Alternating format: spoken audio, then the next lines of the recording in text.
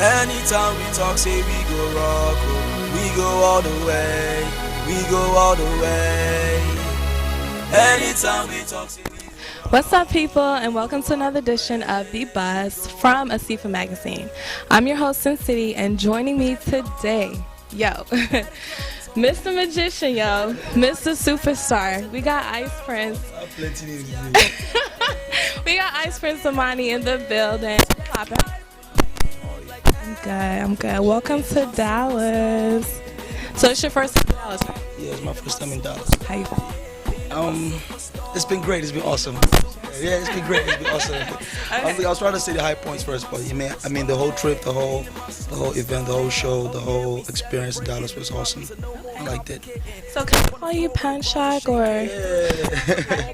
I actually feel more special when people call me Panshak, so please feel free to call me Panshak. There's a story behind it. That's my name. It means take care of one another. Yeah, it's from a tribe called Angas. It's a minority tribe in Plateau State.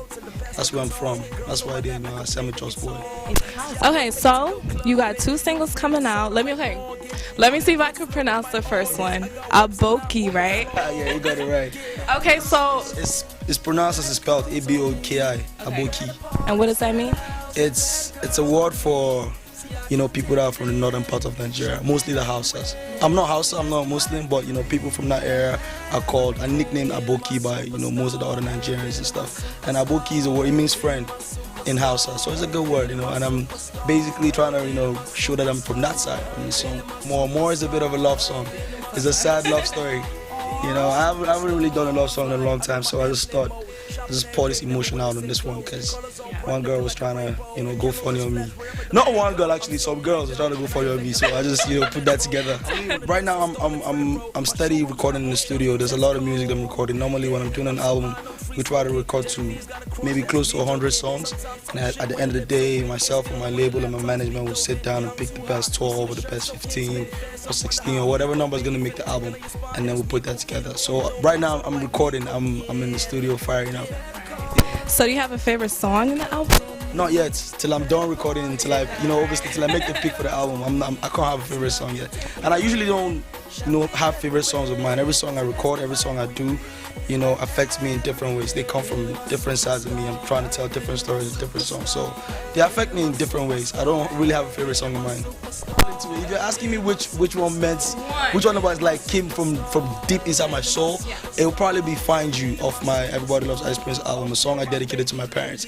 You know what I mean? And I remember when I was recording that song, it was a very emotional moment for me. Me in the studio, I was there recording, crying. Jesse was there on the system producing. Jesse does not know how to, calm you down when you're in tears. There on the system producing, he's like, "I'm sorry." It sounds like my. Well, I mean, that song "Find You" really, came from deep inside my heart, and yeah. So did any collabos happen to come up on tour? I met this girl from Ethiopia, Eritrea, right? Eritrea. Ethiopia, Eritrea. Yeah. What's the name again? Zudi. Yeah, I met Zudi, and we spoke about working on stuff together. Together. She's working with the Mali family at the moment, and when she's done with that, we're gonna try and hook something up. I met Amani from Kenya as well, Victoria Amani. She's quite big. She's doing a thing, and other than that, there's some international collabs that's going on at the moment that I can't really speak about. Yeah, because I don't want to get sued. You won't get sued. Yeah, there's a lot going on, and there's a lot that the fans should look out for. So are you ready to get a little personal? A little bit. Not just a little bit. I know what you mean. What do I do after shows? What do I do in my hotel? Just to wind down. No, just to wind down. I try to twist the question. I basically after shows, like when I'm done performing, I just try to go back to my room, relax for like 5, 10 minutes, 20 minutes, and then probably just go downstairs with my friends. If it's a hotel where there's a lobby or like a bar, we'll go there, sit down, have drinks, come back, sleep, get ready for the next day. So is there party, sometimes I try to make it to the after parties as well, just have a good time, meet some new people, shake some hands, make some new friends, boom. Okay, so is there a special lady you do this winding down time? I travel a lot. If you follow me on tour and stuff, you see that I travel a lot. With the way I travel, do you think I'll have one lady that will be carried everywhere with me? How much is the ticket? At least one. I mean, no, I'm not. I'm a very. I respect myself a lot, and I'm a very, good boy. Let me put it that way. I'm a church boy. Just look at it like that. I have a girlfriend back home in Nigeria that I love and I care about. Yeah, and we're good. And that's it. I try not to do too much. How long y'all been together? Oh, we're getting too personal. Too personal. Come on. I'm just thinking That's my last. If I go and say we'll be together for 1 year, and the other one will say, what? So it's not even me. I'm not that randy. I'm not a randy guy at all. I'm a good guy. You know what I'm saying? I'm a good guy. And like I told you, I have a girlfriend back home there. We're good. Thank God she's the kind of person that understands my job and she understands, the kind of person that I am a lot. So. Have this item with you at all times, other than your phone. I knew you was gonna say that. My phone. It has to be my phone. Other than your phone. Maybe my shades. Yeah, because I'm always tired, so my eyes are always, red and stuff. So my most embarrassing moment would be, let me think. I have to think very well. Oh, one time I was in Sierra Leone. This was big. One time I went to Sierra Leone to perform, and it was in the stadium. It was a big stadium, and there was lots of people there and stuff. So I was the headliner, and I came on at 3 a.m. in the night or so. Got on stage, and I was feeling like a star. I'm like, I don't want no VIP. I want my audience. I want my fans to come down here, right there. Boom! There was like a rush of people just coming down to the stage, and then we're having a good show. It was jumping and pumping. People were trying to, show love. I was showing love back, and then I had this trouser I was wearing. It tore from the back, from the top of the back all the way back to where the zipper starts from. And Were you doing a song? No, I don't even know how to do a zone tour. I was just basically having fun, and that happened. And it didn't happen at the end of the performance. It was right in the middle. I couldn't say, okay, wait, let me go back and change and come back. I had to do it. I had to perform like that. And they brought the towel. They even brought the towel late. I put the towel on. It was just not any different. Not on point. Because there's lots of people there, man. You have a lot of fans. I know that. Could you give me probably one of your craziest fan experience? Toby's trying to give me a signal. There was a girl. There is a girl. There's a fan of mine. She's in Kenya, Nairobi. I've never met this girl before. But now I speak to her on BB. She's never met me before as well, but she has my real name tattooed on her skin. Pasha Zamani. That's very deep. That's very deep. But I don't see that as crazy. I see that as love. I would say the craziest one would be one time I went to perform. If you're familiar with Lagos very well, then you understand the story. I went to perform at Muson Center. Yeah. In VI, and I live on the mainland, around Maryland. That's where I live. And when I was done performing, I just drove home, me and my boys. And when we got home, I was about to drive into my gate, and then there was a car right behind me that was flashing, light and stuff. So we came now, what's up now? You know how Lagos is, you be scared small, what's going on? And it was an elderly guy, an elderly man. And this man said he drove from Muson Center all the way and followed me to my house because he wanted to get an autograph for his son. And I just thought that was crazy, because that drive is not very small, And he lives on the island, so he drove all the way to the mainland to get the autograph for his son, and he had to drive back to the island in the night, and that was very special. So do you remember your first autograph? I can't remember. I won't lie to you. I don't remember. Give me the best superhero that best describes yourself. It'll probably be. Do you know this guy? Do you know Baba Blue? You know who Baba Blue is? Baba Blue is the best superhero in this world. He brings, there's this small candy in Nigeria that he brings to people. He will just appear and just give you the candy like that. He's so cool. So you're a giver? I mean, apart from Baba, yeah, I'm a giver. But apart from Baba Blue, I think I would like to be Superman. Even though that's sort of cliche, but yeah, Superman will be me because I wish I could really fly. And Superman is the flyest flyer, I would say.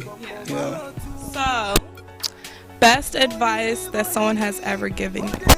Two-Face told me one time, and I'll never forget this. He said, no matter what position you get to in life, someone has been there before and someone will be there after you. And I took that serious. I took that deep. And I remember 6-7 years ago, again, 6 foot plus, as a rapper from Nigeria. He told me one time, like I was just like a little boy, just trying to make music and trying to expand and all that stuff.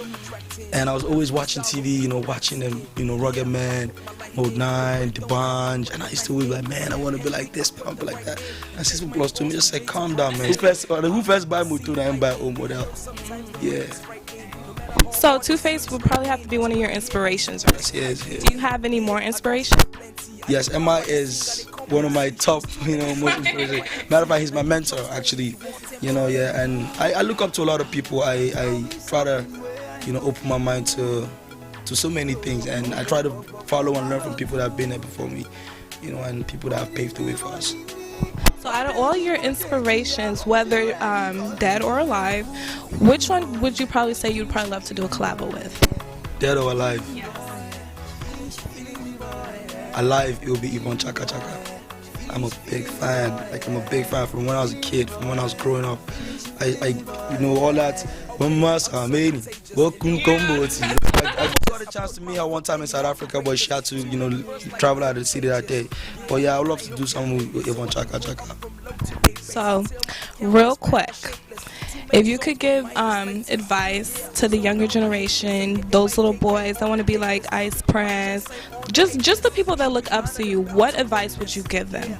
I always say one thing. I always say, look at me, look at my life as an example. I came from a small place called Jos that is not really entertainment friendly like that. Like, it's just a small area, and I wasn't born poor, I wasn't born rich, but I mean, I'm not the finest looking guy in the world. I have a pot belly, I have a big head. I don't speak the best English, but if I'm able to get to this level of success with all of that imperfections, then nobody has an excuse to fail.